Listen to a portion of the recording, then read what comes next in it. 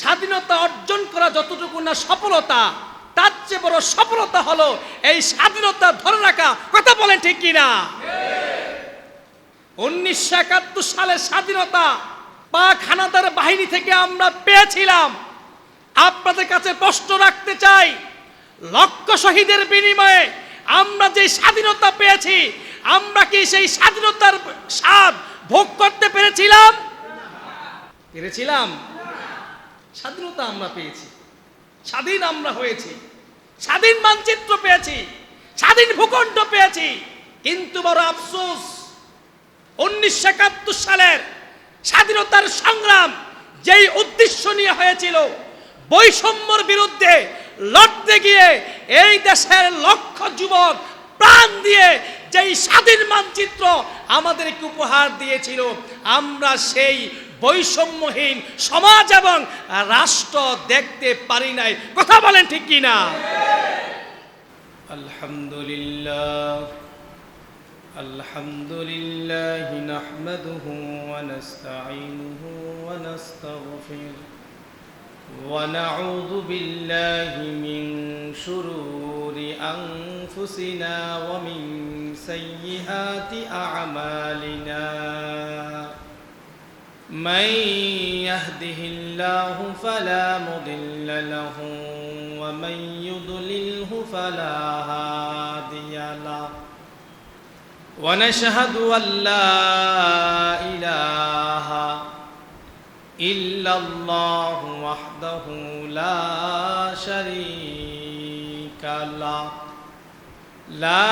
شريك له ولا مثيل له ولا مثل له ونشهد أن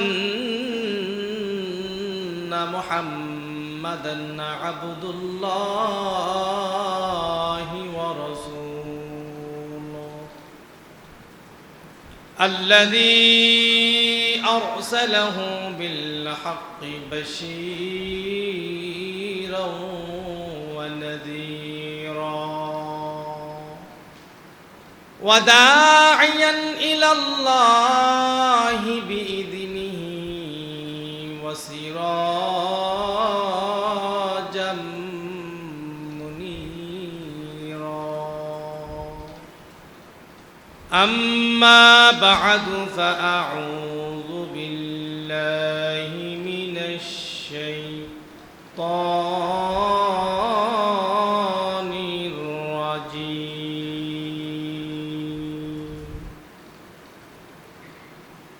بسم الله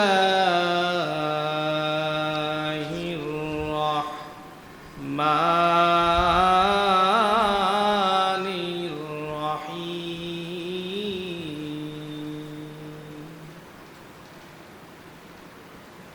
وما أرسلناك إلا رحمة للعالمين.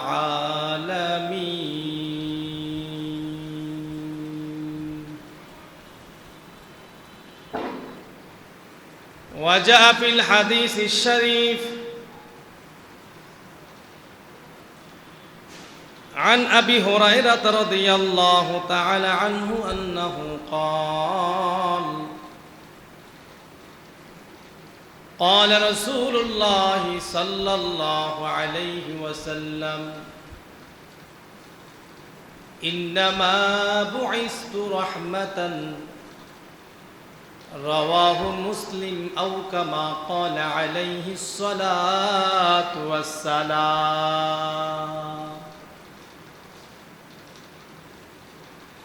وقال تعالى في شان حبيبه مخبرا وآمرا إن الله وملائكته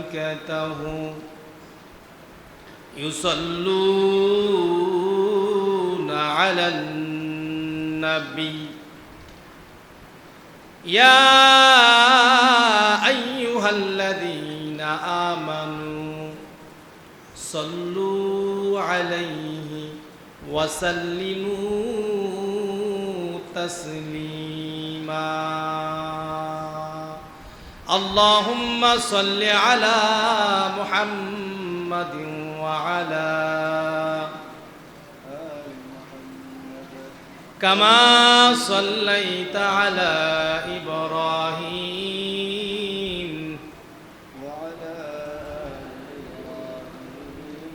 إنك حميد مجيد উপস্থিত আমার সামনে বসা মুরব্বিয়ানে আজম, যুবক বন্ধুরা, পর্দার আড়ালের মা ও বোনেরা, সবাইকে জানাচ্ছি ইসলামিক সম্ভাষণ উহাইয়িকুম বিতাহিয়াতিল ইসলাম। আসসালামু আলাইকুম ওয়া রাহমাতুল্লাহি ওয়া বারাকাতুহু।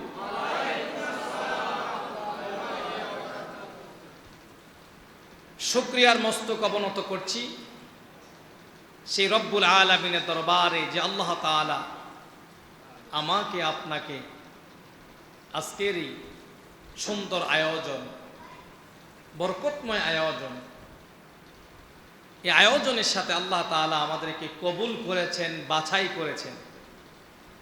এই আয়োজনের সাথে সম্পৃক্ত হওয়ার জন্য আল্লাহ রব্বুল আলামিন আমাকে আপনাকে সুস্থ রেখেছেন। সেজন্য আমরা খুশি না বেজার? যদি আমরা খুশি হয়ে থাকি, এই রূপগঞ্জ উপজেলার এই মাজিনা এই অঞ্চলের আল্লাহ রাব্বুল আলামিনের কিছু নেককার সালেহিন বান্দা যারা আজ শুক্রবার ছুটির দিনটাকে বাদ আসর থেকে প্রায় রাত 10টার কাছাকাছি পর্যন্ত কোরআনের জন্য উৎসর্গ করলো, কোরআনের জন্য এই সময়টাকে আল্লাহ রাব্বুল আলামিনের জন্য ওয়াকফ করলো, যদি তারা খুশি হয়ে থাকে, আমরা এই খুশির বহিঃপ্রকাশটা অত্র এলাকার আকাশে বাতাসে আমরা জানান দিতে পারবো কি? আরো জোরে বলে পারবো কি?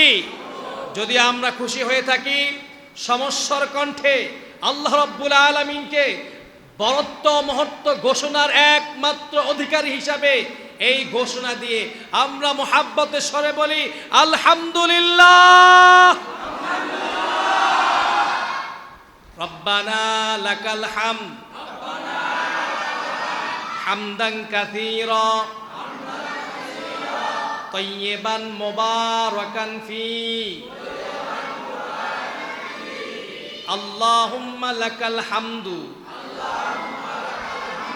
বিল কুরআন ওয়া লাকাল হামদু বিল ইসলাম। আমরা প্রশংসা করলাম কার? আরেকটু জোরে বলি, কার প্রশংসা করলাম?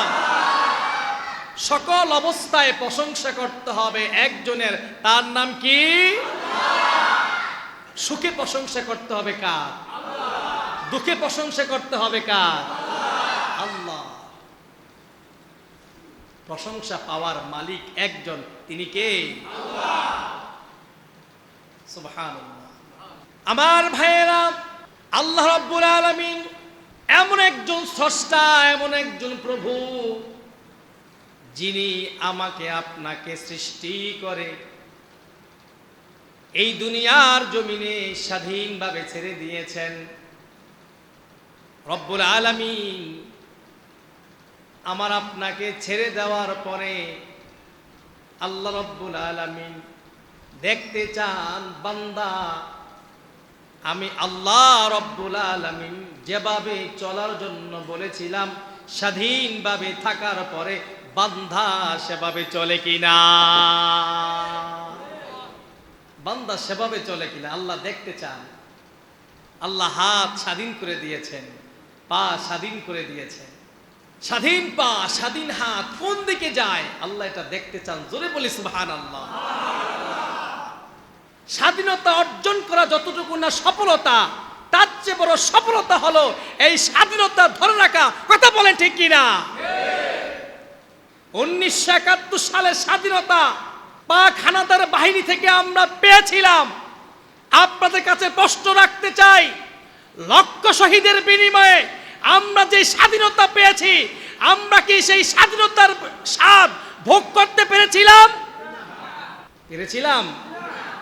স্বাধীনতা আমরা পেয়েছি, স্বাধীন আমরা হয়েছি, স্বাধীন মানচিত্র পেয়েছি, স্বাধীন ভূখণ্ড পেয়েছি, কিন্তু বড় আফসোস 1971 সালের স্বাধীনতার সংগ্রাম যেই উদ্দেশ্য নিয়ে হয়েছিল বৈষম্যর বিরুদ্ধে লড়তে গিয়ে এই দেশের লক্ষ যুবক প্রাণ দিয়ে যেই স্বাধীন মানচিত্র আমাদেরকে উপহার দিয়েছিল, আমরা সেই বৈষম্যহীন সমাজ এবং রাষ্ট্র দেখতে পারি নাই। কথা বলেন ঠিক কি না?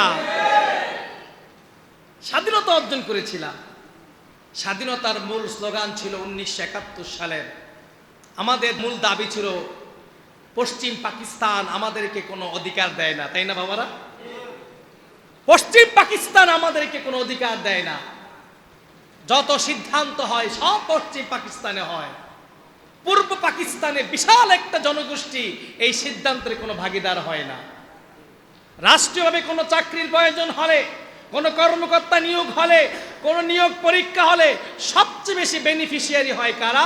পশ্চিম পাকিস্তান। পূর্ব পাকিস্তানের যোগ্য লোক থাকার পরও সেদিকে যেতে পারে না। কথা বলেন ঠিক কিনা?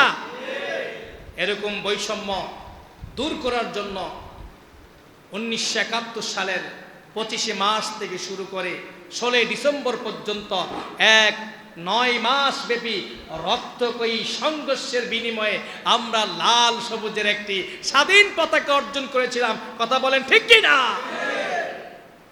কিন্তু হইলটা কি? স্বাধীনতা অর্জন করলাম, অর্ধ শতাব্দী পার হতে না হতেই সেই স্বাধীনতার স্বাদ আর ভোগ করতে পারলাম না। আগের সেই বৈষম্য আবার চলে আসছে। তথাকথিত পদ্ধতিতে আমরা যদি এরকম বৈষম্য দূর করতে চাই, যেভাবে এই বৈষম্য দূর করতে গিয়ে 1971 সালে স্বাধীনতা সংগ্রাম হয়েছিল, সেই সংগ্রামে মুক্তি বাহিনীর পক্ষ থেকে লড়াই সংগ্রামের মাধ্যমে যেই স্বাধীনতা অর্জন করেছিলাম, সেই স্বাধীনতার ফল আমরা ভোগ করতে পারি নাই। এই সিস্টেমে যদি আরো 100 বছর পর্যন্ত এই বাংলাদেশ চলে, এই স্বাধীনতা 2 নামে যেটা আবার স্বাধীনতা অর্জন করলো, আমার মনে হয় না যে আমরা আবার সেই স্বাধীনতার স্বাদ ভোগ করতে পারবো। কথা বলে ঠিক কি না? তাহলে আমাদের হইলটা কি? 1971 সালে স্বাধীনতার স্বাদ ভোগ করতে পারলাম না। 2024 সালে যে স্বাধীনতা 2 হয়েছে, সেখান থেকে যদি আমরা এই স্বাদ ভোগ করতে না পারি, তাহলে আমাদের লাভটা হলো কি? 2024 সালে তো প্রায় 1,500 তরতাজা প্রাণ এই দুনিয়া থেকে বিদায় নিয়েছে কি নেয় নাই? আমার ভাইয়েরা, তাহলে বোঝা গেল আমাদের পদ্ধতিতে ঝামেলা আছে। আমরা যেই পদ্ধতিতে স্বাধীনতার স্বাদকে উপভোগ করতে চাই, সেই পদ্ধতি, সেই ফরম্যাট আমাদেরকে পরিবর্তন করতে হবে। কথা বলেন ঠিক কিনা? আর সেই স্বাদ কোথায় থেকে আসবে? সেই স্বাদ আসবে আমার রাসূলের জীবন। কথা বলেন ঠিক কিনা? আমার প্রিয় মাদিনাবাসী, মুহাম্মদ আরবি সাল্লাল্লাহু আলাইহি ওয়াসাল্লাম যেই সমাজ ব্যবস্থার মধ্যে তিনি পৃথিবীর জমিনে প্রেরিত হন, আগমন করেন, এমন একটা সমাজ ছিল যেই সমাজে স্বাধীনতা বলতে কি জিনিস মানুষ সেটা বুঝতো না, ইনসাফ বলতে কি জিনিস সেটা মানুষ জানতো না, ন্যায় বিচার, সাম্য ন্যায় নীতি কি জিনিস মানুষ উপভোগ করতে পারত না।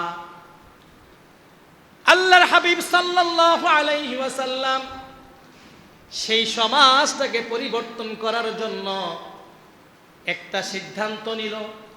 40 বছর পর্যন্ত আমার নবীজি সাল্লাল্লাহু আলাইহি ওয়াসাল্লাম কোরআন ছাড়াই তিনি সেই সংগ্রামকে নেতৃত্ব দিয়েছেন। হিলফুল ফুজুল নামক সংগঠন তিনি তৈরি করেছেন। হিলফুল ফুজুল নামক সংগঠন নবীজি সাল্লাল্লাহু আলাইহি ওয়াসাল্লাম তৈরি করেছেন। হিলফুল ফুজুল নামক সংগঠন দিয়ে নবীজি সাল্লাল্লাহু আলাইহি ওয়াসাল্লাম 40 বছর তিনি মক্কায় অবস্থান করলেন। পরে 23 বছর আমার আল্লাহ রাব্বুল আলামিনের পক্ষ থেকে একটি হেদায়েতের গ্রন্থ, তার নাম হলো কি বলেন তো ভাই? আরো জোরে বলি, তার নাম কি? এই কোরআন দিয়ে আমার নবীজি সাল্লাল্লাহু আলাইহি ওয়াসাল্লাম এমন একটা রাষ্ট্র ব্যবস্থা কায়েম করলো, ও আমার ভাইয়েরা, যে রাষ্ট্র ব্যবস্থার পূর্বে একজন নারীর কোনো ইজ্জতের কোনো মূল্য ছিল না। কথা বলেন ঠিক কি না? সূরা আদিয়াত, ওয়াল আদিয়াতি দবহা ফাল মুরিয়াতি কদহা। এই সূরা আদিয়াত তাফসীর বললে আপনারা জানবেন, এমন একটা মক্কার সমাজ ব্যবস্থা ছিল, প্রত্যেকটা গোত্র রাতের আধারে আরেক গোত্রকে আক্রমণ করার প্ল্যান করত। কোন ঘরের মধ্যে যদি নারী থাকতো, বোন থাকতো, মা থাকতো, ওই নারী বোন মা রাতের আধারে রাতের বেলা খুব টেনশনে থাকতো, কখন জানি পাশের গ্রাম, পাশের মহল্লা, পাশের গোত্র তাদের উপর আক্রমণ করে এই নারী, এই বোন মাদের সম্ভ্রমগুলো ছিনিয়ে নিয়ে যায়। আল্লাহর হাবিব সাল্লাল্লাহু আলাইহি ওয়াসাল্লাম পরিবর্তন করার চেষ্টা করলেন। পরিবর্তন করার জন্য তিনি চমৎকার প্ল্যান নিলেন। আমার মুসল্লি ভাইয়েরা শুনেন, মাত্র 23 বছরে সর্বশেষ প্রান্তে এসে আমার নবীজি সাল্লাল্লাহু আলাইহি ওয়াসাল্লাম বললেন, ও আমার সাহাবীরা শোনো, আমি এমন একটা সমাজ রেখে গেলাম, একজন সুন্দরী রমণী নারী ওই সানআ থেকে হাদ্রামাউত পর্যন্ত হেঁটে যাবে, মনের মধ্যে শুধুমাত্র বনের বাঘের ভয় থাকবে, আর কোনো বিকল্প ভয় থাকবে না। জোরে বলি সুবহানাল্লাহ। আমার ভাইয়েরা, আমার নবীজি সাল্লাল্লাহু আলাইহি ওয়াসাল্লাম এমন একটা সমাজ ব্যবস্থা রেখে গিয়েছিলেন কিনা কথা বলেন, যখন নারীদের প্রতি কেউ তাকাইতো না। কারণ আমার রাসূল এমন একজন আদর্শ সৈনিক তৈরি করে গিয়েছিলেন, যে আদর্শ সৈনিকের মনে ভয় আছে, যে আদর্শ সৈনিক জানে যদি কোনো নারীর দিকে তাকাই চোখের জিনা হবে, কোনো নারীর গায়ে টাচ করি হাতের জিনা হবে, কোন নারীকে পাওয়ার জন্য হেঁটে যায় পায়ের জিনা হবে। আমার ভাইয়েরা, এগুলো তার সৈনিকরা জানে, এই জন্য নারীর দিকে তাকানো প্রয়োজন হয় না। এমন একটি সমাজ ব্যবস্থা কি আমরা চাই কি চাই না? আমার মেয়ের সিকিউরিটি এখন কি এই সমাজ দিতে পারবে? কথা বলেন না কেন? আমার মেয়ের সিকিউরিটি কি এই সমাজ দিতে পারবে? আমার স্ত্রীর সিকিউরিটিকে সমাজ দিতে পারছে? আমার ভাইয়েরা, 53 বছর আমরা স্বাধীন। একটু চিন্তা করেন, 53 বছর আমরা স্বাধীনতা অর্জন করেছি, কই আমাদেরকে তো কোনো সরকার সিকিউরিটি দিতে পারলো না, যে কোনো যুবক কোনো নারীর দিকে তাকাবে না, কোনো যুবক কোনো নারীর দিকে, নারীর সম্ভ্রমকে নষ্ট করবে না, এমন একটা সিকিউরিটি কি আজ পর্যন্ত কোনো সরকার দিতে পারছে? আপনি কি মনে করেন যদি এভাবেই ক্ষমতার হাত বদল হয়, ডান হাত থেকে বাম হাত, বাম হাত থেকে ডান হাত, এভাবেই যদি একই মার্কা লোকগুলো পালা বদল হয়, এই সমাজ কি নারীদের জন্য সিকিউরিটি দিতে পারবে? পারবে না। 53 বছর পারে নাই, এখন কি হবে? রাতারাতি কখনো মানুষের স্বভাব পরিবর্তন হয় না। কথা বলেন ঠিক কি না? স্বভাব একটা ধারাবাহিক প্রসেস, চরিত্র একটা ধারাবাহিক প্রসেস, নির্দিষ্ট একটা সময় নিয়ে চরিত্র গঠন হয়। আজ একটা চরিত্র, আজ নারী লিপ্সু ব্যক্তি আগামীকাল সকাল বেলায় আল্লাহর ওলি হয়ে যাবে, এমন পরিস্থিতি বাংলাদেশে হয় নাই। কথা বলেন ঠিক কি না? তার মানে বোঝা গেল, আমার মা, আমার বোন, আমার স্ত্রী, আমার মেয়ে, সবার ইজ্জত সম্মান শুধুমাত্র সংরক্ষণ করতে পারে ইসলাম। কথা বলেন ঠিক কি না? শুধুমাত্র ইসলাম পারে, আর কেউ পারে না। আমার ভাইয়েরা, আমার আলোচনার মূল টপিক হলো আল্লাহ রাব্বুল আলামিন কোরআনুল কারীমের 21 নম্বর সূরা আম্বিয়ার 107 নম্বর আয়াত। কয় নম্বর আয়াত? কিছু আলোচনা বাসায় নিয়েন, সব আলোচনা মসজিদে রেখে যাবেন না। কিছু কিছু ছোট ছোট তথ্য বলবো, এগুলো বাসায় নিয়ে যাবেন। আল্লাহ তৌফিক দান করে বলি আমিন। আর জোরে বলি আমিন। আমার ভাইয়েরা, আলোচনার টপিক 21 নম্বর সূরা আম্বিয়া, আয়াত নাম্বার 107। এই আয়াতের মাঝে আল্লাহ রাব্বুল আলামিন বলেন, ওমা আরসালনাকা ইল্লা রাহমাতাল লিল আলামিন। ও নবী, আমি আপনাকে এই জগৎবাসীর জন্য রহমত হিসাবে প্রেরণ করেছি। জোরে বলি সুবহানাল্লাহ। আমার ভাইয়েরা, আমি জানি না এখানে কে কোন দল করেন, দল ফেক না। আওয়ামী লীগ, বিএনপি, জামাত, চরমোনাই, জাতীয় পার্টি থেকে শুরু করে কে কোন দল করেন এটা আমরা জানি না, এটা আমার জানার দরকার নাই। কিন্তু আমরা একটা বিষয় জানি, এই দেশটা এমনভাবে চলুক যেই দেশে যে কোনো ব্যক্তি যে কোনো জায়গায় বিচার চাবে, ন্যায় বিচার পাবে, এমন একটা সমাজ আমরা চাই কি চাই না? বিচার ব্যবস্থা যদি কলুষিত হয়, ন্যায় বিচার যদি প্রতিষ্ঠিত না থাকে, তাহলে সকল ব্যক্তি এই বিনা বিচার এবং অসভ্য বিচারের ভুক্তভোগী যে কোনো ব্যক্তি হতে পারে। কথা বলেন ঠিক কি না? আমার ভাইয়েরা, আল্লাহ রাব্বুল আলামিন বলেন, নবী হে, আমি আপনাকে রহমত হিসাবে প্রেরণ করেছি। বলি সুবহানাল্লাহ। আমার নবী রহমত। আমার নবী কি? রহমত। আল্লাহর হাবিব সাল্লাল্লাহু আলাইহি ওয়াসাল্লামের সাহাবী, সর্বাধিক হাদিস বর্ণনাকারী, আহলে সুফার অধিবাসী আবু হুরায়রা রাদিয়াল্লাহু তাআলা আনহু, তিনি হাদিস বর্ণনা করেন। এই হাদিস সহিহ মুসলিম শরীফের 6507 নম্বর হাদিস। 6507 নম্বর হাদিস। এই হাদিসের মধ্যে আবু হুরায়রা রাদিয়াল্লাহু তাআলা আনহু বলেন, কিলা ইয়া রাসূলুল্লাহ উদউ আলাল মুশরিকিন। সাহাবীরা বলল, ইয়া রাসূলুল্লাহ, ইয়া হাবিবাল্লাহ, আপনি মুশরিকদেরকে বদদুয়া দিন, বদদুয়া দিন। মুশরিকরা আমাদেরকে কষ্ট দিচ্ছে, মুশরিকরা আমাদেরকে বাধা দিচ্ছে, মক্কার মুশরিকরা আমাদেরকে আক্রান্ত করছে, আক্রমণ করছে। ইয়া রাসূলুল্লাহ, আমরা আর পাচ্ছি না। আপনি তো দয়ার নবী, মায়ার নবী, আল্লাহ রাব্বুল আলামিনের প্রিয় পয়গম্বর।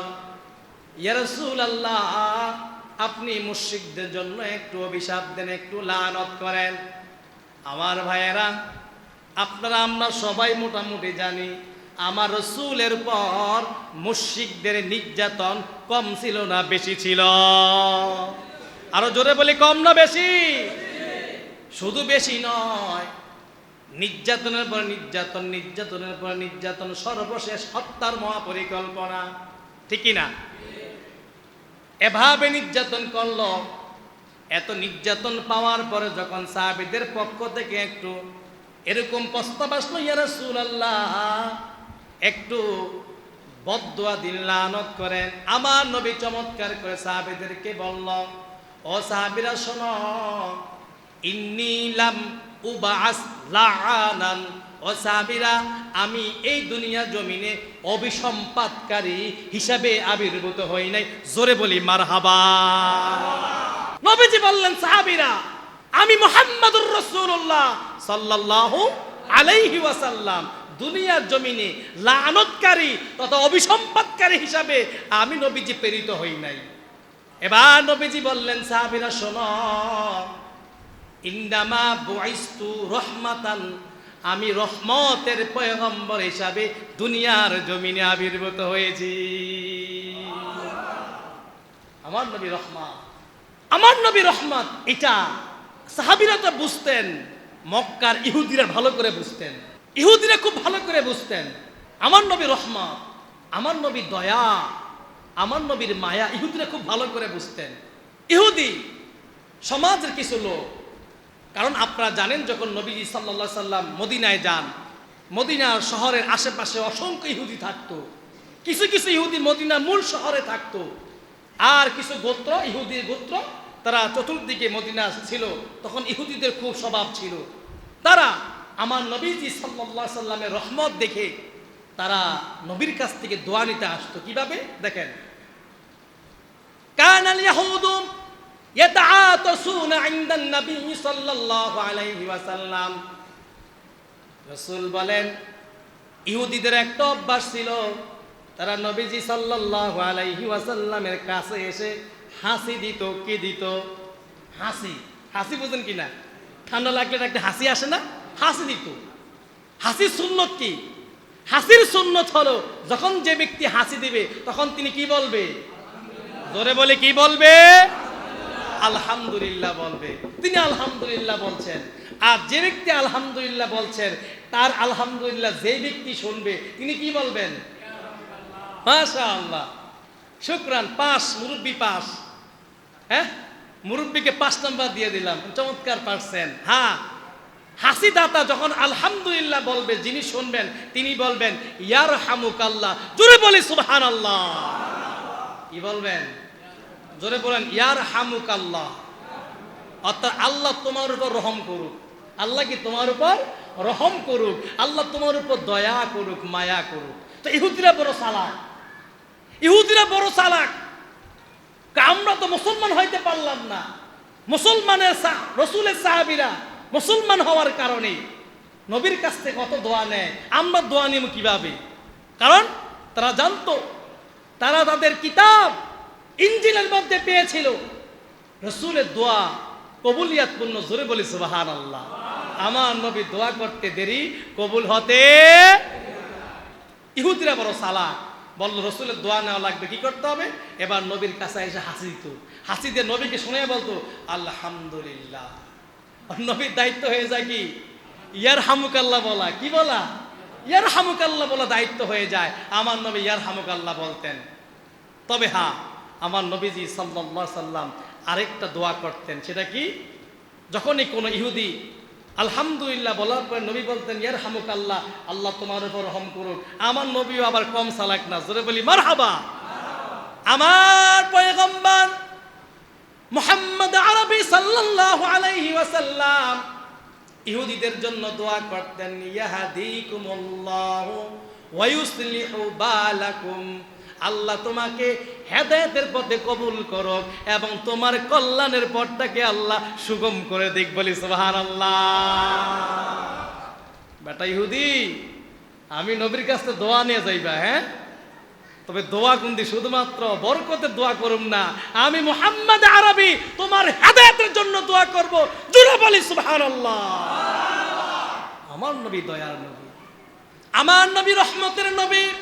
আমার প্রিয় ভাইয়েরা, প্রিয় মাজিনাবাসী, শোনেন সবাই, আমার রাসূল আরবি সাল্লাল্লাহু আলাইহি ওয়াসাল্লাম রহমতের নবী কেমন একটু ভালো করে শুনেন।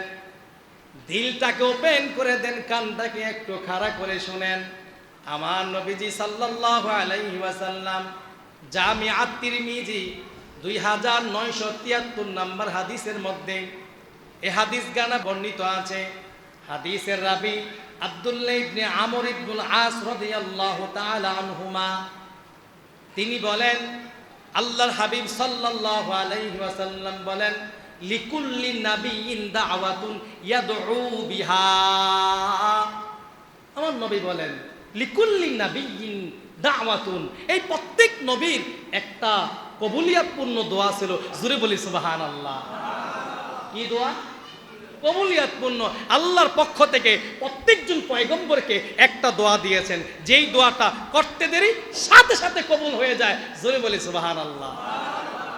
প্রত্যেক নবীকে আল্লাহ তাআলা একটা পাওয়ার দিয়েছে, যাতে এই নবীরা এই দোয়াটাকে বিভিন্ন গুরুত্বপূর্ণ প্রেক্ষাপটে এই দোয়াটা করে আল্লাহ রাব্বুল আলামিনের কাছে নাজাত পেতে পারে। এই দোয়াটা প্রত্যেক নবীকে আল্লাহ দিয়েছেন। ইয়াদউ বিহা, নবী বললেন এই দোয়াটা প্রত্যেক নবী আলাইহিস সালাম তারা দুনিয়ার জমিনে বিভিন্ন প্রেক্ষাপটে করছেন। এবার শোনেন ভাইয়েরা, কোন নবীর উম্মত যেই নবীকে ভুলে গিয়েছেন? নাই, নবীর জীবনী পড়েন না, নবীর জীবনী জানেন না, নবীর জীবনী না পড়ার কারণে নবীকে চিনেন না। আমার মুসল্লি ভাইয়েরা, ও মাজিনাবাসী, কিভাবে আপনাদেরকে বুঝাই? আমার নবী মায়ার নবী, আপনার প্রতি আমার প্রতি কত দিল দরদি নবী। কেমনে আমি আপনাকে বুঝাই? কেমনে আমি আপনাকে বুঝাই? আমার নবীর মতো এত নির্যাতনের শিকার, এত কষ্টের জীবন কোন পয়গম্বর দুনিয়ার জমিনে পার করে নাই। কথা বলেন ঠিক কিনা? আমার রাসূল আরবীর মতন কোন পয়গম্বরের জীবনে আল্লাহ এত পরীক্ষা নেন নাই যতটা আমার নবীর জীবনীতে নিয়েছেন। তারপরও তিনি দোয়া করেন নাই, ওই দোয়াটা রেখে দিয়েছেন। এবার শোনেন, আমার নবীজি সাল্লাল্লাহু আলাইহি ওয়াসাল্লাম বলেন যে আমি ওই দোয়াটা রিজার্ভ রেখেছি কাল কিয়ামতের ময়দানে যখন উম্মত বিপদে পড়বে, আমি সেদিন আমার দলভুক্ত উম্মতকে সুপারিশ করব, শাফায়াত করব সেই দোয়া দ্বারা। জোরে বলি সুবহানাল্লাহ, আরো জোরে বলি সুবহানাল্লাহ। ভাইয়ের আমার নবী সেই দোয়াটা রেখে দিয়েছেন সুপারিশ করার জন্য। কি করার জন্য? সবাই একটু আওয়াজ দিয়ে কথা বলেন, কি করার জন্য? সুপারিশ করার জন্য। তিনি সেই দোয়াটা করেন নাই। দোয়াটা কখন করবেন? হাসরের ময়দানে উম্মত যখন বিপদে পড়বে। কত দিল দরিদি মানুষ। আমার প্রিয় ভাইয়েরা, রাসূল আরবী সাল্লাল্লাহু আলাইহি ওয়াসাল্লাম সেই দোয়াটা জমা রাখলেন সুপারিশ করার জন্য। এবার আপনাদেরকে একটু প্রশ্ন করি, দুনিয়ার জমিনে কোন জায়গায় সুপারিশ প্রয়োজন হলে কেউ কি তার দলের লোক ছাড়া অন্য কাউকে সুপারিশ করে? সবাই বুদ্ধি খাটিয়ে আনসার করবেন। দুনিয়ার জমিনে কোন জায়গায় প্রমোশন পাওয়ার জন্য, চাকরি পাওয়ার জন্য, কোন সুযোগ সুবিধা পাওয়ার জন্য দলের লোক ছাড়া অন্য কাউকে সুপারিশ করে? একটা আওয়াজ দেবেন, অন্য কাউকে সুপারিশ করে? শুধুমাত্র দলের লোকদেরকে সুপারিশ করে, তাই না ভাই? কোনো কারণে যদি প্রমাণিত হয়ে যায় সুপারিশ করেছে কিন্তু এই লোকটা নিজের দলের লোক না, তাহলে সেই প্রমোশন ক্যান্সেল করা হয়। কথা বলেন ঠিক কি না? তার প্রমাণ ভুরে ভুরে আছে এই স্বাধীন দেশের 53 বছরে। কথা বলেন ঠিক কি না? আমার ভাইয়েরা, দুনিয়ার জমিন একটা, আর দুনিয়া ও মাজরাআতুল আখিরাহ। দুনিয়ার জমিন হলো আখিরাতের শস্য ক্ষেত্র। দুনিয়ার জমিন একটা নমুনা। দুনিয়ার জমিনটাকে আল্লাহ তাআলা এমন ভাবে সাজিয়েছেন, এরকম নমুনা দিয়ে আখিরাত তৈরি হবে। আমার প্রিয় মাদিনাবাসী, দুনিয়ার জমিনে যদি কোনো দল, কোনো নেতা যদি নিজের দলের কর্মী না হলে সুপারিশ না করে, তাহলে হাসরের ময়দানে ওই যে একটা দোয়া আল্লাহর হাবিব সাল্লাল্লাহু আলাইহি ওয়াসাল্লামের হাতে জমা আছে না নাই? আরো জোরে বলি, আছে না নাই? ওই দোয়াটা আমার নবী করবে তার দলের লোকদের জন্য নাকি অন্য দলের লোকের জন্য? কার জন্য? এবার ভাইয়েরা একটু ভালো করে খেয়াল করেন, এখন যদি আমি আপনি নবীর দলে না যাই, সুপারিশ পাওয়ার সম্ভাবনা আছে না? না আছে? কোন আকলবান মানুষ, বুদ্ধিমান মানুষ কি এটা আশা করতে পারে আমি যেই দলের লোক নই সেই দলের নবীর কাছ থেকে সুপারিশ আমি অর্জন করব? এটা কেউ আশা করতে পারে? এটা কি আশা করা ঠিক? এবার বলেন, আমরা সুপারিশ চাই কি চাই না?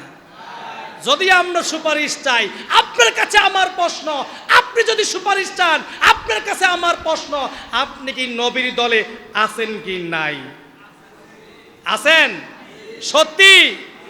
এবার আসেন তাহলে, নবীর দলকে চিনা দরকার আছে না নাই? কথা বলেন না কেন? আপনি সবাই বলছেন আপনার নবীর দলে। কথা বলেন ঠিক কিনা?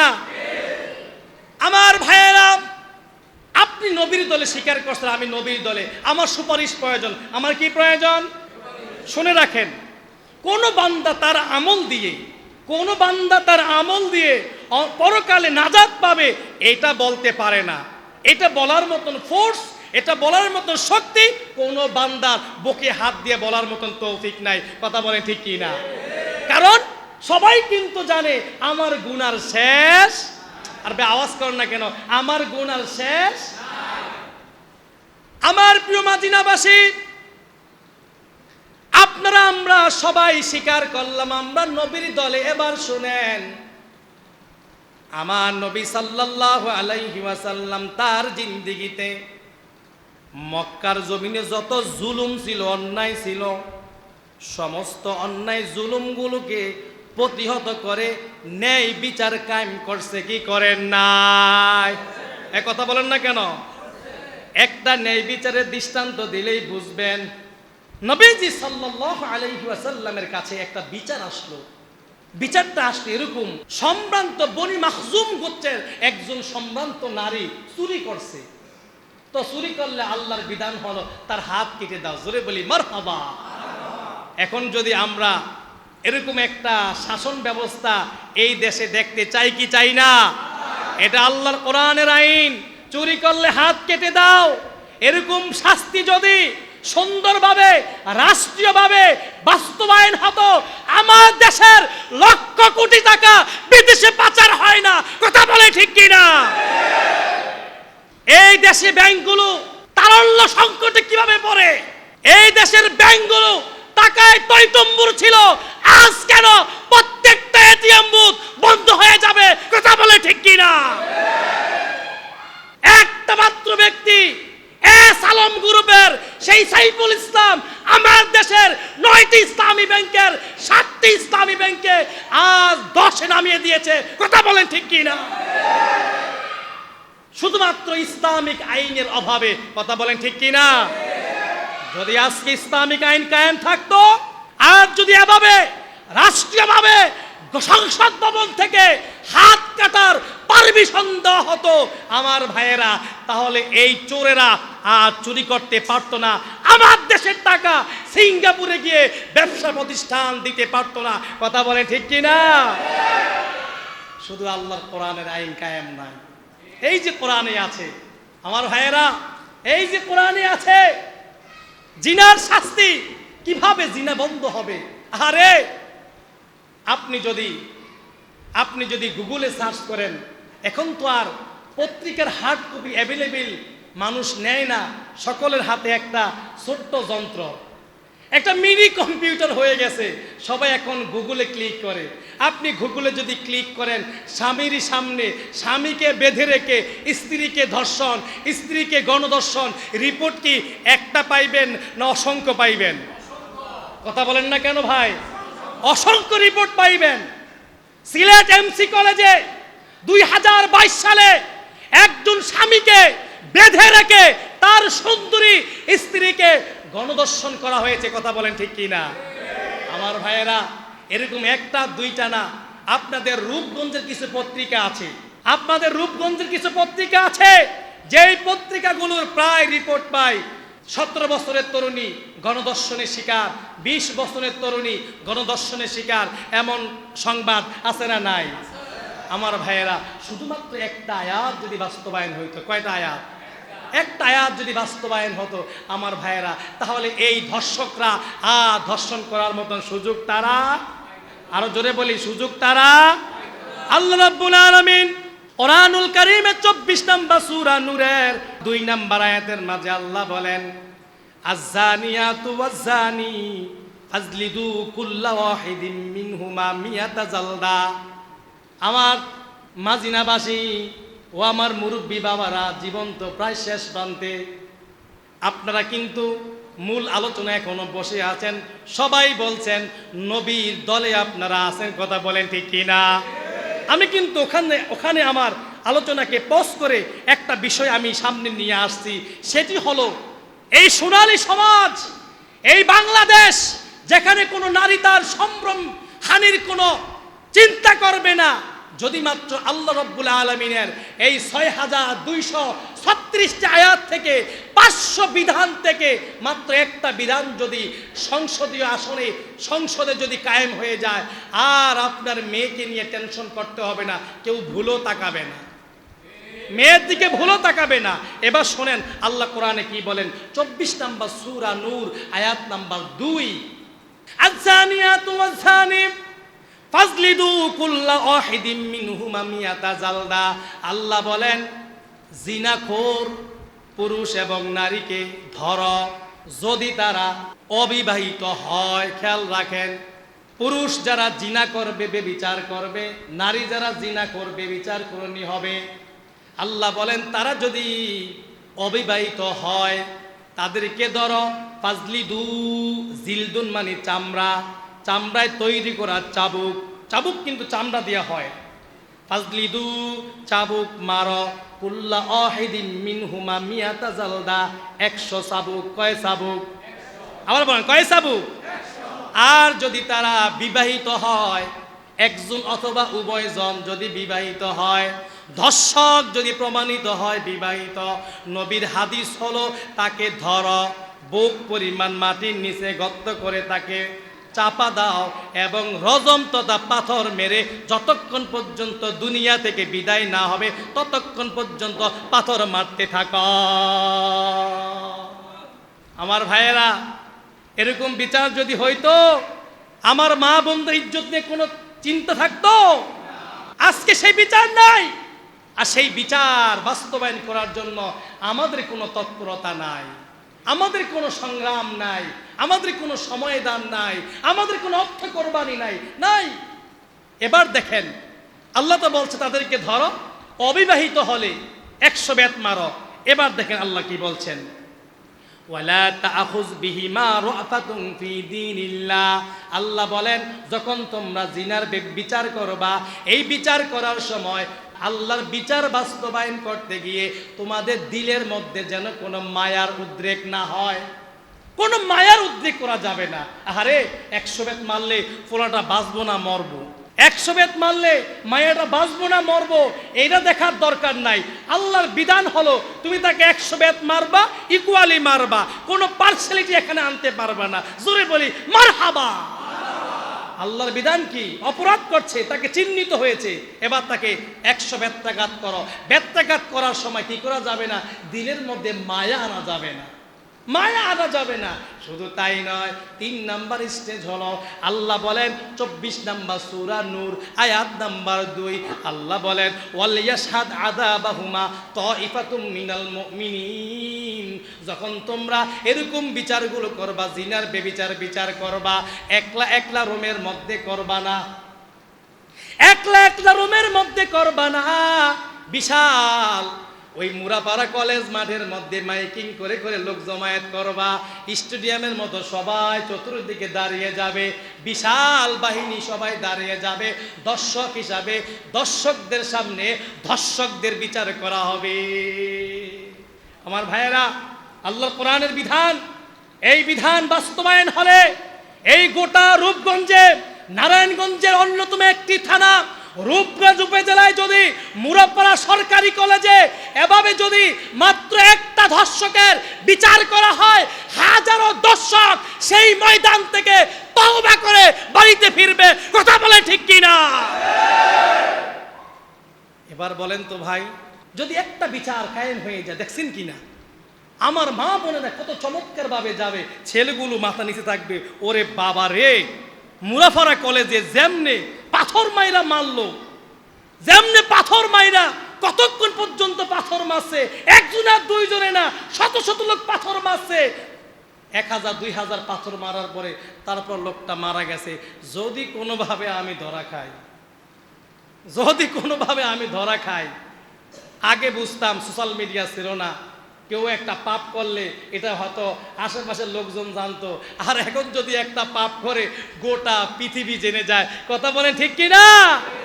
আমার ভাইয়েরা, একটা বিধান যদি বাস্তবায়ন হয়ে যেত তাহলেই কিন্তু এই পাপগুলো অনেকটাই কমে যেত। আমার আলোচনা যেখানে শুরু করছিলাম, আমরা সবাই দাবি করছি আমরা নবীর দলে আছি। কার দলে আছি? আবার বলেন কার দলে আছি? এবার ভাইয়েরা আমার, সবাই আমরা স্বীকার করছি আমরা নবীর দলে আছি। আমার প্রিয় মাজিনাবাসী ও আমার রূপগঞ্জবাসী, ভালোবাসার মানুষেরা, মোহাব্বত দিয়ে বলে যাই ভাই, এবার বলেন তো, আমার নবী সাল্লাল্লাহু আলাইহি ওয়াসাল্লাম যখন মক্কায় নবী হওয়ার আগে অবস্থান করছিলেন বা নবী হওয়ার পর প্রথম পর্যায়ে, তখন এই সমাজে ধর্ষণ ছিল কি ছিল না? কথা বলেন না কেন, ছিল কি ছিল না? এই ধর্ষণ ছিল। ধর্ষণ যখন চলছিল, আল্লাহ তাআলা 24 নম্বর সূরা নূরের 2 নম্বর আয়াত নাজির করে ধর্ষকদের শাস্তির বিচার প্রয়োগ করার জন্য একটা অথরিটি দিয়ে দিল, একটা বিধান দিয়ে দিল। আমার ভাইয়েরা, বিধান দেওয়ার পরে এবার ইসলামে জিনাখোরদের বিচার বা শাস্তি হওয়া শুরু হয়ে গেল। আমার নবীজি সাল্লাল্লাহু আলাইহি ওয়াসাল্লাম এমন একটা সমাজে বসবাস করছিল, যেই সমাজে জিনাখোরদের বিচার ছিল না, সুদখোরদের বিচার ছিল না, যারা মদখোর তাদের বিচার ছিল না, যারা লুটোতরাজ তাদের বিচার ছিল না, দুর্নীতিগ্রস্তদের বিচার ছিল না। নিষ্পেষিত মানুষ, অসহায় মানুষগুলো বেশি নিষ্পেষণের শিকার হইতো। কথা বলেন ঠিক কিনা? এবার রাসূল আরবি সাল্লাল্লাহু আলাইহি সাল্লাম সংগ্রাম শুরু করলেন। মক্কার লোকেরা, তোমাদের বিরুদ্ধে আমার সংগ্রাম শুরু হয়ে গেল। যেই সংগ্রামটা হলো, আমি মুহাম্মাদুর রাসূলুল্লাহ সাল্লাল্লাহু আলাইহি ওয়াসাল্লাম তোমাদের বিরুদ্ধে জিহাদ ঘোষণা করলাম, সংগ্রাম শুরু করলাম। আমি এই মক্কা এবং মদিনাকে পরিবর্তন করব। কথা বলেন ঠিক কি না? সেই সংগ্রামে আবু বকর, ওমর, উসমান, আলী রাদিয়াল্লাহু তাআলা আনহুমদের মতন সাহাবীরা একত্রিত হয়ে সংগ্রাম করেছে কি করে নাই? আমার ভাইয়েরা, সংগ্রাম করার পরে যেইটা হলো, একটা সুন্দর সমাজ কায়েম হলো। সেই সমাজে এখন আর জিনাখোর পাওয়া যায় না।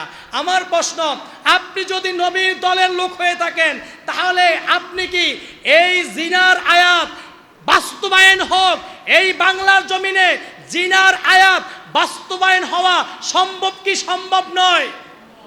আমি আপনাদেরকে প্রশ্ন রাখতে চাই, আমার দেশের এই 56,000 বর্গ মাইলের মূল কেন্দ্র সংসদ ভবন থেকে আল্লাহ রাব্বুল আলামিনের কুরআনুল কারীমের 24 নম্বর সূরা নূরের 2 নম্বর আয়াতটা বাস্তবায়ন হওয়া সম্ভব কি সম্ভব নয়? যদি সম্ভব হয়, তাহলে এটি হলো নবীওয়ালা কাজ। কথা বলেন ঠিক কি না? আমার নবী যেই সমাজে জিনার শাস্তি হইতো না, ওই সমাজে জিনার আয়াতকে বাস্তবায়ন করে একটা সুন্দর সোনালী সমাজ উপহার দিয়েছিলেন। আমরা যদি এখন থেকে সেই সমাজের টার্গেট নিয়ে ওই মানা লোকগুলো, যেই মানা লোকগুলো কোরআনকে, কোরআন হবে বাংলাদেশের সংবিধান, বাংলাদেশের সংবিধান হবে কি? অসুবিধা আছে? এই বাংলাদেশের সংবিধান যদি আল্লাহ রাব্বুল আলামিনের কোরআন হয়ে যায়, তাহলে কি আওয়ামী লীগ মনে খুব বেজার হবে? বিএনপি বেজার হবে? চরমোনাই বেজার হবে? জামাত ইসলামী বেজার হবে? না, কেউ বেজার হবে না। কারণ এই কোরআন তাকে ন্যায় বিচার দিবে। বলি মারহাবা। এই কোরআন তাকে ইনসাফ দিবে। কারণ যদি আওয়ামী লীগের কোনো ছেলে জিনা করে, সেও যেই আয়াত দিয়ে শাস্তি পাবে, বিএনপি ছেলে জিনা করলে সেও আয়াত দিয়ে শাস্তি পাবে, জামাতের কোনো ছেলে যদি জিনা বিচার করে এই আয়াত দিয়ে শাস্তি পাবে। কথা বলেন ঠিক কি না? আমার ভাইয়েরা, তাহলে কি আমরা চাই কিনা আমার নবীওয়ালা দল, আমার নবীর কাজ ছিল এই কোরআন যখন ছিল না, সমাজ ছিল অসভ্য, আমার নবী কোরআন দিয়ে একটা অসভ্য সমাজকে সভ্য সমাজে রূপান্তরিত করতে পারছে কি পারে নাই? আমরা যদি আবার চেষ্টা করি নবীওয়ালা কাজের স্পিড নিয়ে, আমরা যদি দল মত নির্বিশেষে আমরা থাকবো কোরআনের পক্ষে। কথা বলেন ঠিক কি না? আবার বলছি, দল মত নির্বিশেষে আমরা থাকবো কার পক্ষে? কোরআন আছে যেখানে, আমি আরেকবার বলবো, কোরআন আছে যেখানে, হাদিস আছে যেখানে। সবাইকে একমত? ইনশাআল্লাহ কেউ ঠকবেন না, কেউ ঠকবেন না। এবার ওই হাদিসটা শুনিয়ে আলোচনা শেষের দিকে চলে আসছি। বনি মাখজুম গোত্রে ওই সম্ভ্রান্ত মহিলা চুরি করলো, মনে আছে কিনা আপনাদের? এবার বনি মাখজুম গোত্রের সম্মানিতা মহিলা চুরি করছে, কিভাবে হাত কাটা হয়। আমার নবী সাল্লাল্লাহু আলাইহি ওয়াসাল্লামের কাছে সাহাবেরা বসলো, বসার পরে একটা সলা পরামর্শ করলো, কিভাবে নবীর কাছে গিয়ে একটু প্রস্তাব রাখা যায়, এই বিধানটাকে একটু এদিক সেদিক করা যায় কিনা। আমার ভাইয়েরা খেয়াল করে শুনেন, রাসূল আরবি সাল্লাল্লাহু আলাইহি ওয়াসাল্লামের কাছে গিয়ে কে যাবে, সবার মধ্যে একটা ভয়। এবার নবীর একজন সাহাবী ছিল, বয়সে ছোট, খুব কাছের সাহাবী, জলিল কদর সাহাবী, নাম তার ওসামা ইবনে যায়েদ রাদিয়াল্লাহু তাআলা আনহু। জোরে বলি মারহাবা। ওসামা ইবনে যায়েদকে আমার নবীজি সাল্লাল্লাহু আলাইহি ওয়াসাল্লাম খুব বেশি মহব্বত করতেন। ওসামাকে বলল সাহাবীরা, ওসামা তুমি যাও, নবী তোমাকে ভালোবাসে, নবীর কাছে গিয়ে একটু দেখো, একটু সলা পরামর্শ করো, কিছু করা যায় কিনা বিচারটা। আমার ভাইয়েরা, এরকম বাংলাদেশে এমন বিচার ব্যবস্থা মনে নাই, রাতের আধারে বিচারের রায় পাল্টায় কি পাল্টায় না। হ্যাঁ, কত ফাঁসির আসামি শুধু দলীয় দৃষ্টিকোণ থেকে রাষ্ট্রপতি ক্ষমা করেছে, এমনও সংখ্যা একজন না বহুজন। আরে কত দাগী আসামি, একটা খুন নয় শত শত খুন করেছে, এমন খুনিদেরকে রাষ্ট্রপতি ক্ষমা করছে, সাধারণ ক্ষমা। এটা আমার সংবিধানে আছে, এটা বাংলাদেশের সংবিধানে ডক্টর কামাল হোসাইন যে সংবিধান করছে, গণপ্রজাতন্ত্রী বাংলাদেশ সরকারের যে সংবিধান, সেখানে রাষ্ট্রপতিকে একটা পাওয়ার দিছে, কোন মৃত্যুদণ্ড আসামি যদি রাষ্ট্রপতির কাছে প্রাণ ভিক্ষা চায় তাহলে তাকে মাফ করার সুযোগ দিয়েছেন। কিন্তু বলেন তো ভাই, আল্লাহ রাব্বুল আলামিনের বিধানে এরকম দাগী আসামিকে ক্ষমা করার কোনো সুযোগ আছে? নাই। কারণ যদি কেউ হত্যা করে, হত্যার পরিবর্তে হত্যা, এর নাম হলো কিসাস। এর নাম কি? কিসাস। একটা কিসাস কায়েম হইতো তাহলে বাংলাদেশে আর এতগুলো প্রাণ ধরে যায় না। 24-এর আন্দোলনে 1485 জন শহীদ সন্তান, এই বাংলার সূর্য সন্তানরা জীবন দিতে হয় না যদি একটা বিচার হইতো কিসাসে। ওই আবু সাঈদ 2024 সালের 16ই জুলাই যেদিন ময়মনসিংহের কৃষি বিশ্ববিদ্যালয়ের সেই আবু সাঈদ যেদিন শাহাদাত বরণ করেছে, তার শাহাদাত বরণের পরের দিন যদি কিসাস কায়েম থাকতো তাহলে আর এই 1484 জন আর নতুন করে প্রাণ দিতে হয় না। কথা বলেন ঠিক কি না? কিসাস মানে হল হত্যার পরিবর্তে হত্যা, এগুলো নাই। আল্লাহর কালাম তো নাই, আমরা আল্লাহর কালামকে বানিয়েছি তাবিজের গ্রন্থ। আমাদের বহু কবিরাজরা এই কোরআন থেকে তাবিজ দেয় কি দেয় না? আমার ভাইয়েরা, অনেক কবিরাজেরা এই কোরআনকে বানিয়েছে তাবিজের গ্রন্থ। বিভিন্ন দেখবেন হয়তো এই কোরআন শরীফে নাই, হাফিজি কোরআনে থাকে না, এমদাদিয়া সহ অনেক অনেক কোরআনের পিছনে থাকে বিভিন্ন তাবিজের নকশা। আমাদের ওস্তাদ হয়তো জানবে, বিভিন্ন তাবিজের নকশা থাকে, সেই তাবিজ দিয়ে দিয়ে মানুষকে জারফুক করে। এটা বানাইছে আমরা জারফুকের কিতাব। কিসের কিতাব? জারফুকের কিতাব বানাইছি। অসুস্থ হবে আপনি কোরআনে একটু সূরা পড়ে নকশা পড়ে তাবিজ দিবেন একটা, আর ফু দিবেন। আমরা বানাইছি এই কিতাব। কিন্তু এই কিতাবের 2 নম্বর সূরা বাকারা 215 নম্বর আয়াতের মাঝে আল্লাহ রাব্বুল আলামিন একটা বিধান দিয়েছেন। এরকম অসংখ্য বিধান দিয়েছেন, তার মাঝে একটা বিধান হলো কিসাসের বিধান। হত্যা করবা, হত্যা করলে হত্যার পরিবর্তে হত্যা হবে, এটা আল্লাহর বিধান। এটা যদি তখন কায়েম হবে যখন এই কোরআনটা হবে এই দেশের সংবিধান। আবার খবরদার, আবার এখন থেকে বলে হুজুর বলে গেছে, কালাদি মাদ্রাসা হুজুর বলে গেছে এখন থেকে হত্যার পরিবর্তে হত্যা। খবরদার, এ কাজ করবেন না। এ কাজের শর্ত হলো এই কোরআনটা হইতে হবে এই দেশের সংবিধান। কথা বলেন ঠিক কি না? আমার ভাইয়েরা, ওই সাহাবী ওসামা ইবনে যায়েদ রাদিয়াল্লাহু তাআলা আনহু নবীর কাছে গেলেন, গিয়ে বললেন, ইয়া রাসূলুল্লাহ, ওগো নবীজি, ঘটনা একটা ঘটছে। কয় কি ঘটনা? হলো সম্ভ্রান্ত বংশের বনু মাখজুম গোত্রের একজন সম্ভ্রান্ত নারী, উচ্চ লেভেলের একজন নারী চুরি করছে। কোরআনের বিধান হলো হাত কাটতে হবে। ইয়া রাসূলুল্লাহ, এটা কি বিচারটাকে একটু বিবেচনা করা যায় কিনা? কি করা যায় কিনা? এই কথা বলেন না কেন? বিবেচনা করা যায় কিনা? আমার প্রিয় মাদিনাবাসী, এই কথা শোনার সাথে সাথে রাসূল আরবি সাল্লাল্লাহু আলাইহি ওয়াসাল্লাম রক্তমাখা চোখ এবং তার চেহারা রক্তিম হয়ে গেল। রাগান্বিত কণ্ঠে বলল, ওসামা, শোনো, তোমাদের পূর্বে বহু জাতি ধ্বংস হয়ে গিয়েছে, বহু জাতি ধ্বংস হয়ে গিয়েছে। একটা মাত্র কারণ ছিল, তাদের সম্ভ্রান্ত লোকেরা যখন চুরি করত, অন্যায় করত, অপরাধ করত, তারা কখনো বিচারের আওতায় আসতো না। যদি ওই সমাজের নিরীহ পাবলিক গরিব ঘরের সন্তান যদি অপরাধ করত, তাদের বিচারটা মানুষ ঢাক ডোল পিটিয়ে করত। কথা বলেন ঠিক কিনা? হে ওসামা শোনো, তোমরা বুঝি আবার সেদিকে হাঁটা শুরু করছ। যদি তোমরা সেই আখলাক তৈরি করতে চাও, তোমরাও ধ্বংস হবা। ওসামা শোনো, আমি মুহাম্মদ আরবি সাল্লাল্লাহু আলাইহি ওয়াসাল্লামের দায়িত্বহীন কণ্ঠে আমি নবী বলছি, শুনে রাখো। বনি মাখজুম গোত্রের মহিলা চুরি করছে, তার বিচারটা কেমন হবে আমি জানি না। আমার রায় শোনো, যদি আমার মেয়ে ফাতেমা, কার মেয়ে? আমার মেয়ে ফাতেমা যদি চুরি করে, ও ওসামা শোনো, লাকাতাতু ইয়াদাহা, আমি ফাতেমার হাত মুহাম্মদ আরবি নিজে কাটবো। বলি সুবহানাল্লাহ।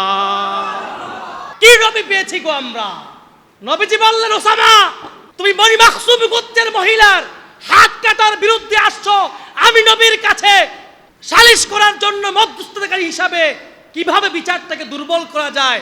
ওসামা শোনো, বনি মাখজুম গোত্রের মহিলার বিচার কি হবে সেটা আমি বলতে পারি না, তবে আমার মেয়ে ফাতেমা যদি চুরি করে আমি নবীজি সাল্লাল্লাহু আলাইহি ওয়াসাল্লাম তার হাত নিচে কাটবো। জোরে বলি মারহাবা। আমার ভাইয়েরা, আজকে যদি এরকম রসুল আরবির প্রেমে যদি উজ্জীবিত হয়ে তার নবীর দলে গিয়ে যদি আমরা এই আখলাক তৈরি হই, আমার ছেলে অপরাধ করলে আমার ছেলে বিচারের আওতায় আসবে। কথা বলেন ঠিক কিনা? আরো জোরে বলেন ঠিক কিনা? আমার মেয়ে অপরাধ করলে সেও বিচারের আওতায় আসবে। এই জন্য যদি এই আখলাক আমরা তৈরি করতে পারি, এটাই হলো নবীর দল। এটা কার দল? এই কথা, এটা কার দল? কিন্তু গত 17 বছর থেকে শুরু করে এই 53 বছরে এমন কোন ব্যক্তিকে পেয়েছেন, এমন কোন দলকে পেয়েছেন যেই দলের এরকম একটা দৃষ্টান্ত আছে, অপরাধ করছে, সে হোক ভাতিজা, সে হোক ভাই, সে হোক ছেলে, তার সঠিক বিচার হয়েছে এমন একটা ঘটনা আছে? কথা বলেন, আছে একটা ঘটনা? বরং আমরা উল্টা দেখছি, অঘটন ঘটছে, হত্যাকাণ্ড হয়েছে।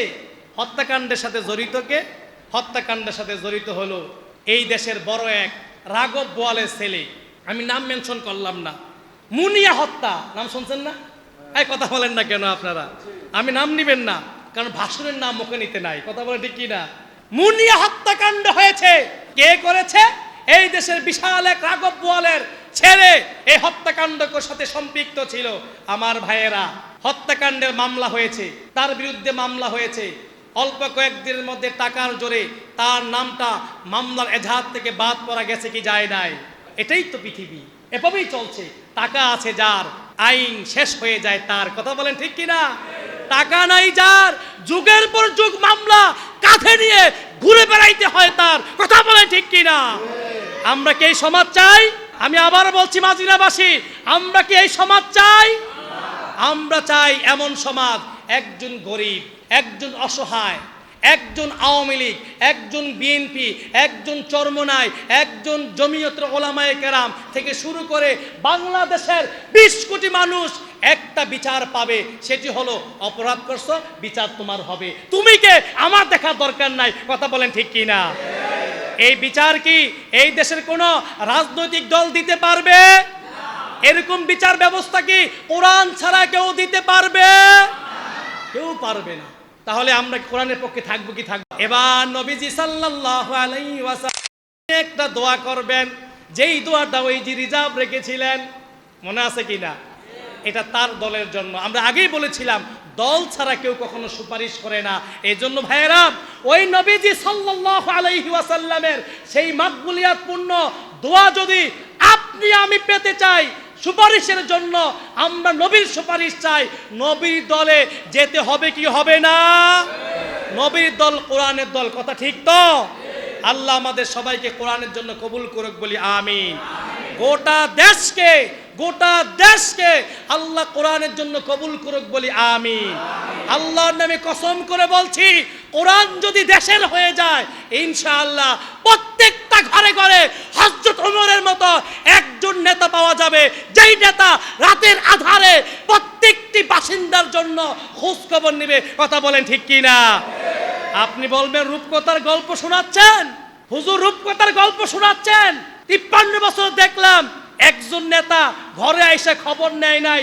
নেতা বাজারে দেখলে তার সাথে মুসাফা করতে গেলে ভোটের আগে হয়তো মুসাফা হাত মিলাইছে, ভোটের পরে জিতার পরে আর হাত মিলায় না। কথা বলেন ঠিক কি না? না, রূপকথার গল্প বলছি না, তার চাক্ষুষ প্রমাণ হযরত ওমর রাদিয়াল্লাহু তাআলা আনহু। কথা বলেন ঠিক কি না? অদ্য শাসনের আমার ভাইয়েরা, ওই নেতা ওমর রাদিয়াল্লাহু তাআলা আনহু শুধুমাত্র রূপগঞ্জের মতো একটা থানার আমিরুল মুমিনিন ছিল না। কথা বলেন ঠিক কি না? উনি ছিল অদ্য জাহানের অদ্য পৃথিবীর সেই শাসক ওমর। সবার বাড়িতে বাড়িতে গিয়েছেন কিনা? রাতে ঘুমাইছেন? আমরা এই সমাজে এমনও লোকজন আছে যারা সুখে দুঃখে, যেখানে বন্যা দেখবেন, যেখানে বন্যা, সিলেটে বন্যা, নোয়াখালীতে বন্যা, কুমিল্লায় বন্যা, উত্তরবঙ্গে বন্যা, এমন কিছু মানবতার ফেরিওয়ালা আলেম ওলামা সেখানে গিয়ে হাজির হয়েছে কি হয় নাই? আমার ভাইয়েরা, এই লোকগুলোকে চিনেন, এই লোকগুলোর সাথে থাকেন। আমরা আশা করি ইনশাআল্লাহ এই লোকগুলোর সাথে থাকলে আপনিও মানবতার জন্য হয়ে যাবেন। আল্লাহ তাআলা যখন কোরআনকে বিজয় দিবে, আপনি রাতে ঘুমাবেন না, আপনি রাতে হাঁটবেন মহল্লা দিয়ে।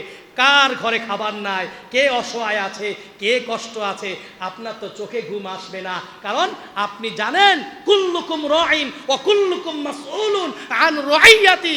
আপনি জানেন আল্লাহ আমাকে দায়িত্ব দিয়েছে ঘুমানোর জন্য না, কারণ আমাকে এই দায়িত্ব সম্পর্কে জিজ্ঞেস করা হবে। আল্লাহ রাব্বুল আলামিন আমাদের সবাইকে কোরআনের জন্য কবুল করুক বলি আমিন। যতটুকু আলোচনা হয়েছে আল্লাহ তাআলা যেন ভুল ভ্রান্তি ক্ষমা করে আমাদের আখিরাতের নাজাতের উসিলা হিসাবে এই আলোচনা, এই মসজিদ, এই মাহফিলকে আল্লাহ কবুল করুক বলি আমিন।